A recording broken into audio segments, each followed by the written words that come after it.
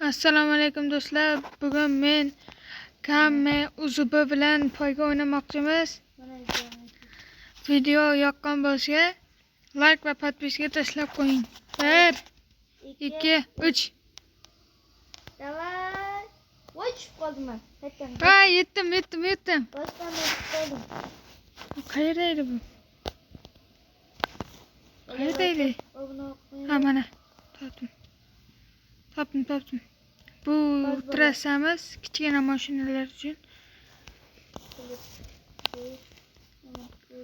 Hozir bo'ladi.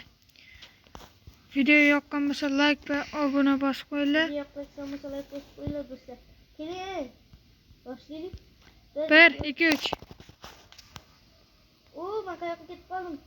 Men yutdim. Hop, mana. Birinchi raunddan deymiz izladi. Ha, ki. Tur. 1 2 3. Men yutdim. İkinci raunddan boshdan. Oxirgi raund. İkinci raund boshdan men tushib qoldim. 1 2 3. Men yutdim. Sen birga bir. Men yutdim. Voy, men yutdim. Qaytadan. 1 2 3. To'xta, men izza qolib ketdim. Hop. To'xta, boraman men. Men boraman, bu yoqqa kel. Mana bu. 1 2 3. Men turma qoldim boshdan. Hayda. Ki. İkinci round. Ki boshqa bahona o'tmaydi. Ki bu yoqqa. Bu yoqqa. Bu yoqqa ki.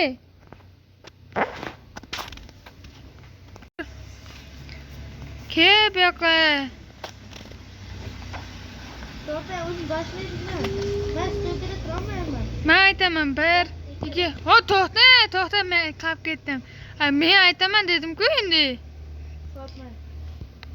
1 2 3. To'xta. Men aytaman dedim-ku.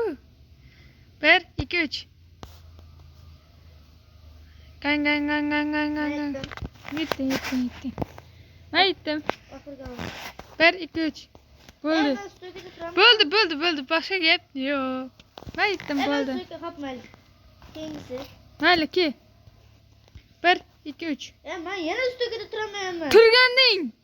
Turmayapmanmi? Men aytaman endi. Turganding. 1 2 3. Men yana turmayman. To'xtab turing.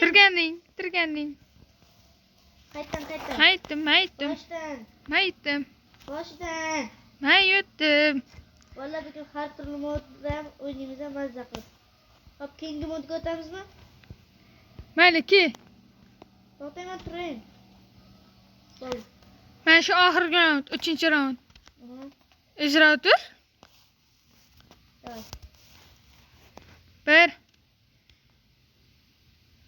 2 3. Yutqizdim.